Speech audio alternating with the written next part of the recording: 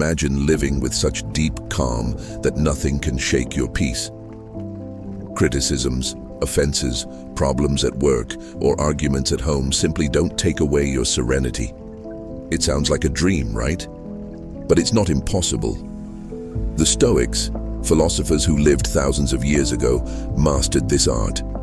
They weren't emotionless people, but they learned how to control them, maintaining tranquility even when the world seemed to fall apart. Stoicism is a practical philosophy that teaches us to focus on what we can change, our thoughts and reactions, and let go of what's beyond our reach, like others' attitudes or life's unexpected twists. And the best part? These ancient ideas are incredibly useful for dealing with stress and anger in today's fast-paced world. In this video, I'll show you how to apply Stoicism to control anger and live with more serenity. If you follow these tips, you'll notice you don't need to get irritated or worry so much about what others do. Change doesn't come from the world, it comes from within you. Before we begin, I invite you to do 3 things. First, leave a comment below. Today begins my best version. I am Stoic. This is a commitment to yourself, a promise to train your mind and live with more discipline. Second, hit that like button right now. Your support helps us bring these ideas to more people. And finally, prepare yourself to notice what inspires you most. Let's discover together how the Stoics can transform the way you see life. Let's begin. Anger is a dangerous emotion. It affects those around us and harms us internally, stripping away clarity and leading to poor decisions we later regret. The Stoics saw anger as an obstacle to a good life because it makes us lose reason and act on impulse. It isn't strength. It's weakness because it shows we don't have control over ourselves. Anger is like fire. It starts with a spark, a misunderstood word, an injustice, an unexpected problem. If we feed it with negative thoughts, it becomes a flame that destroys our peace, relationships, and even our health. Studies confirm what the Stoics already knew. Anger raises blood pressure, weakens the immune system, and can cause heart issues. It's poison for both body and mind. Epictetus once said, "It's not things themselves that disturb us, but the views we take of them." What hurts us isn't the offense itself, but the weight we give it. Controlling our perception is the first step to overcoming anger. When anger takes over, we act without thinking. Screaming or cursing may seem justified in the moment, but afterward, we realize it only made things worse. A moment of anger can destroy friendships or bonds built over years. Seneca compared anger to temporary madness, where we lose control. Often, our reactions are exaggerated during fights with loved ones, harsh words, seemingly justified. But later, we realize calmness would have resolved it. Anger blinds us, pushes us to seek revenge instead of solutions, creating a cycle of resentment. The Stoics taught that self-control and reflection are the weapons against it. Marcus Aurelius said, "Life is short, and most of the problems that irritate us are insignificant." Next time you feel angry, ask yourself, is this worth it? Nothing external has power over you unless you allow it. Negative emotions often come from frustrated expectations. Anger, sadness, and frustration arise when what we expect doesn't happen. These feelings stem from the gap between what we imagine and reality. We think the world should follow our rules, and when it doesn't, we feel betrayed. But the mistake lies in our unrealistic expectations. We get angry because people don't act the way we want, plans fail, or life doesn't follow our script. Seneca once said, "We suffer more in imagination than in reality." What hurts us is how we interpret facts. For example, if you believe your partner would never betray you, and it happens, the pain comes less from the betrayal and more from the broken expectation. Or if you expect your boss to value your work, and they don't, The anger comes from the idea that didn't materialize. The Stoics teach that peace comes from letting go of expectations. That doesn't mean resigning yourself. It means understanding that we don't control others or events, only our responses. Epictetus said to accept what comes as if it were your choice, because fighting reality creates suffering. If we stop demanding the world follow our rules, we reduce anger.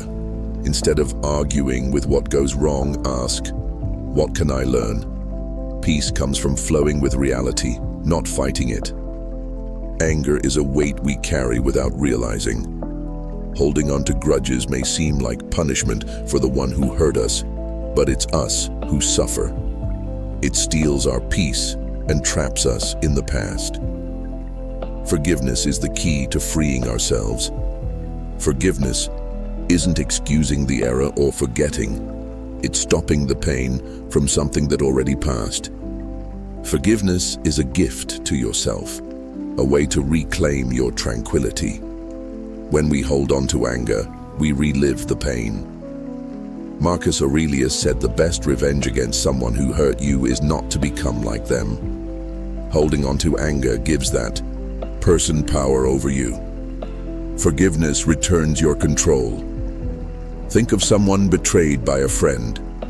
The pain doesn't hurt the betrayer. It hurts the one carrying it.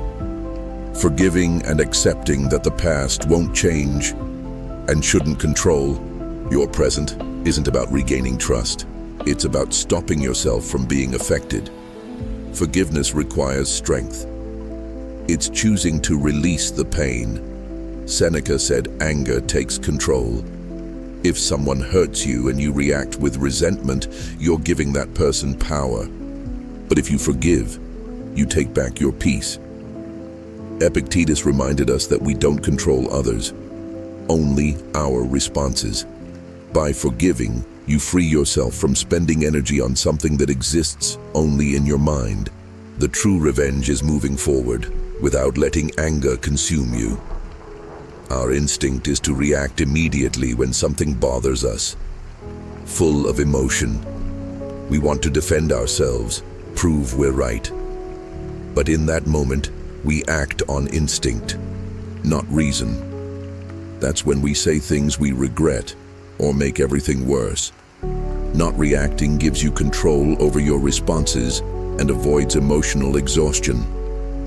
Pausing before replying, resisting the impulse, is having power over yourself.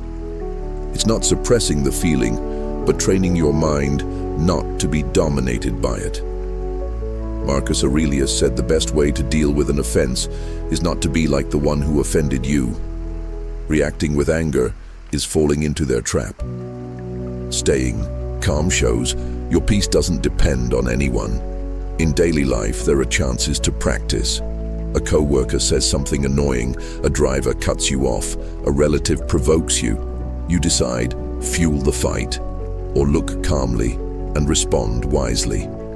Epictetus said it's not what happens that affects us, but how we see it. If someone criticizes you and you take it personally, you react with anger. But if you pause and consider whether it's worth it, you might respond calmly. Seneca said, time filters emotions. What seems serious today may be nothing tomorrow. Wait, before reacting, gain clarity. Not reacting isn't accepting disrespect, it's choosing to act with reason. If something deserves a response, it will be better with a calm mind. When you feel the urge to react, remember you can let the emotion pass. Doing this, fights decrease, stress reduces, and provocations lose strength. Not reacting is freedom, to choose how to respond without being controlled by the outside. The brain isn't stuck reacting the same way forever. Through neuroplasticity, we can teach it to respond calmly to things that used to irritate us. Thinking, I'm just like this, is a lie. The brain is flexible like a muscle. If you always react with anger, you reinforce that pattern. But if you respond with calm, that becomes the new habit. When something irritates you, the instinct is to follow the old pattern. But if you pause and respond differently, you start forming a new path in the brain. This takes effort and repetition because new habits take time to solidify. I remember when my dog broke something I liked, my instinct was to explode. Instead, I took a deep breath and petted him. I felt anger, but chose calm. I needed to repeat this in many similar situations, and slowly, my brain learned that those moments didn't require anger. The intensity I felt before decreased over time. The Stoics, like Marcus Aurelius, knew we control our reactions. Even without knowing neuroplasticity, he said, "You have power over your mind, not over external events." Science confirms it. Every time you resist anger and choose calm, you strengthen this new pattern. It's not instant. It requires patience. At first, it may feel like you're holding back anger, but with consistency, calm becomes your default response. One day, things that used to make you explode will seem small because your brain adapted. Anger is a habit you can unlearn, and serenity is one you can build. Start today. In the next tense situation, pause, breathe, and choose calm. Anger is an emotion that consumes energy and takes away your control, but we can combat it with love and gratitude, shifting our focus from what's wrong to what we value. These practices don't erase anger instantly, but with training, they reduce its power, helping us see life in a more positive light. When we're angry, our mind gets stuck on the problem or injustice. Focusing on what we love or appreciate removes energy from anger and restores calm. Love reminds us of what truly matters. If you're angry with someone, ask yourself, do I want to win this argument or keep this relationship? When we prioritize love, proving we're right becomes less important. Anger seeks revenge. Love seeks understanding and connection. For example, in a fight with a friend, remembering what you share may lead you to choose kind words over aggression. Gratitude is also powerful. You can't feel resentment and gratitude at the same time. If something irritates you, pause and think of 3 things you're grateful for: your health, a loved one, an opportunity. This simple exercise redirects your mind and gives you back control. I tested this during a phase where I got easily irritated. When I felt anger, I paused and thought of something I was grateful for, like being alive or having someone's support. At first, it felt artificial, but with practice, my mind began doing it automatically. Once, someone was rude to me and I thought, I'm grateful for my health and for being able to move forward. That calmed me down, not because the person deserved it, but because I chose my peace. Marcus Aurelius said life is short, don't waste it on anger. Epictetus taught that our emotions depend on what we choose to think. Focusing on the good weakens anger with daily practice. Love and gratitude become habits that make you calmer and less reactive. Not because the world changed, but because you learned to see it differently. Without clear boundaries, you allow others to decide how to treat you, which can build up frustration and anger. Setting boundaries isn't about being aggressive or rejecting people. It's communicating calmly and firmly how far your patience, time, and energy go. It's your responsibility to define what you accept. If you don't do this, it seems okay for others to disrespect you, and that tension turns into anger. Boundaries protect your peace and create more respectful relationships. Often, we avoid saying no out of fear of conflict or seeming selfish, but not setting boundaries causes internal conflict, leaving you exhausted. If someone crosses a boundary and you don't react, you reinforce that behavior. But if you show assertively that you won't accept it, you make it clear you value yourself. You don't need to argue, just be direct. Say, I don't accept this type of comment, or my time is important. Please respect it. I remember letting everyone interrupt me at work. I thought it was being kind, but I ended up frustrated. I decided to change, calmly saying, "I'm busy now, let's talk later." At first, some were surprised, but over time they respected my space, and I felt more valued. Epictetus said we control how we position ourselves, not others' actions. You can't stop disrespect, but you can decide how to respond. Seneca taught that real strength is in staying calm, even when saying no. Setting boundaries requires courage. It shows you respect yourself. Don't wait for others to guess what bothers you. Speak clearly, and if someone still doesn't respect you, ask yourself if it's worth keeping that relationship.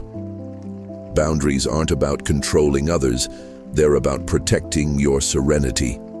With practice, you create an environment where anger decreases, because relationships become fairer and more balanced. Every day we face provocations, unnecessary comments, or small problems trying to upset us. But most of it isn't really important.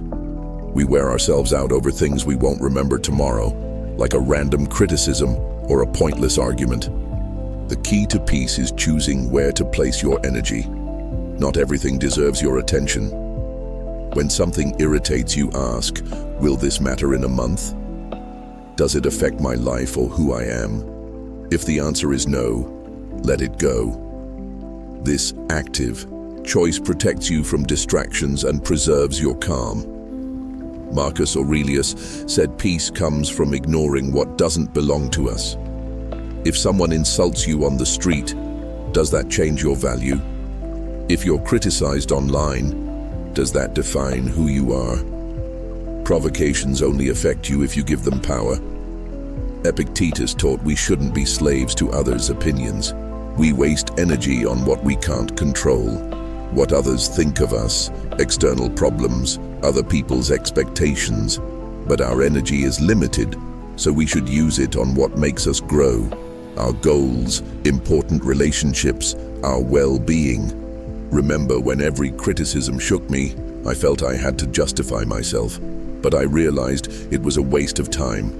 I started asking, is it worth responding? Many times silence was better, not out of weakness, but because I chose not to drain myself. Ignoring the irrelevant isn't coldness, it's prioritizing what matters.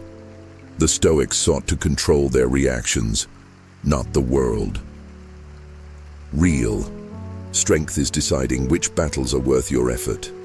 When you filter what deserves attention, anger decreases, and your energy goes toward building, learning, and living better. You can't stop criticism, but you decide whether it shakes you. That is Stoic freedom. Often we suffer not from what happens, but from what we think it means. Our minds create stories about the facts, and these stories, not the events, generate anger or sadness. The Stoics taught that peace comes from separating what is fact from what is our interpretation. Without this practice, we react to ideas that aren't real, trapping ourselves in unnecessary emotions. With training, we can question these stories and respond with clarity. If someone calls you useless, the fact is a word was said. But if you believe it's true, your interpretation hurts you. And if you are, the suffering comes from the story you accepted, not the fact. Epictetus said it's not events that disturb us, but how we see them. A criticism can be an attack or a chance to improve, depending on your perspective. Our minds create labels. I'm a failure. No one values me. But these ideas come from past experiences or judgments we've accepted without questioning. Separating facts from interpretations requires pausing and asking, is this true? I remember when I believed I wasn't capable of certain things because someone made me feel that way. Every challenge brought the voice, you can't handle this. One day I questioned, what's the fact? I'd overcome difficulties before. That story was just a belief, not reality. With practice, I began challenging those thoughts. and the anger I felt decreased. Marcus Aurelius said to ask, "Is this really that bad? Is it true?" Almost always, the answer is no. Train your mind to see facts without distortion. Someone criticized me instead of "I'm a failure." It became, "This happened once. It doesn't happen overnight. It takes repetition." But each time you question an interpretation, you regain control. Peace comes from living with clarity, not trapped by the stories in your mind. Anger feels like a fire consuming you, but you can learn to control it with practice. The RIN method, recognize, investigate, nurture, is a practical way to manage anger without exploding or repressing it. It's a process that requires training, but it helps you turn anger into an opportunity for growth. The Stoics used reflection to master emotions, and this method follows that idea. First, recognize the anger. Don't deny or ignore it. Notice, "I'm angry right now." This creates distance between you and the emotion. Marcus Aurelius said to observe feelings as something passing, not as your identity. Second, investigate the cause. Ask yourself, why am I feeling this? Anger may come from fear, insecurity, or frustrated expectations. Epictetus taught that it's not events that affect us, but what we think of them. Understanding the root weakens the anger. Third, nurture the part of you that needs care. Be kind to yourself and without guilt.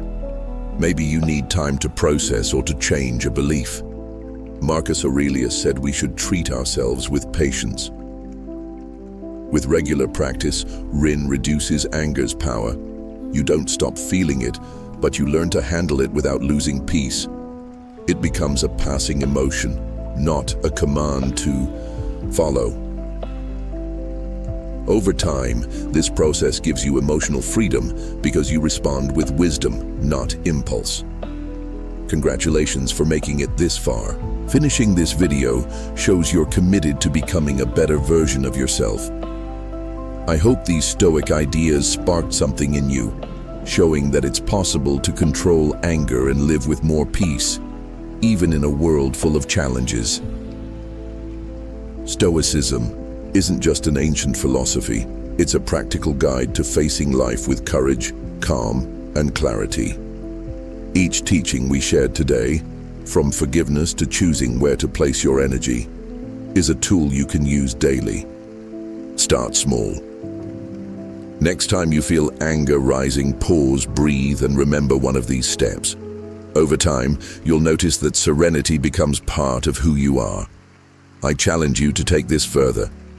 Choose one lesson from this video and practice it for a week.